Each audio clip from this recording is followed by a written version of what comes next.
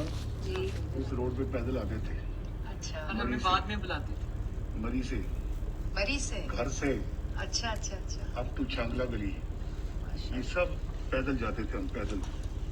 और बड़ा तेज चढ़ते थे हम चढ़ाई। नहीं समझी आप? जी जी मैं समझ गई बिल्कुल। आगे भी चढ़ाई आएगी काफी, देखना। वो हम बड़ी तेज चढ़ते थे। और मरियम हम ना खाना लेकर फिर आते थे। और ये पीछे से खाना देख एमे जी जी। चढ़ाई देखो, हाँ जी। ये चढ़ाई हम चढ़ते थे और तेज तेज। यहाँ आगे जगह आती है काली मिट्टी, हाँ जी काली मिट्टी है। वहाँ कुलसूम की खाला गर्मियों में आती होती थी। फिर हम उनके घर जाते होते थे खाना लेके।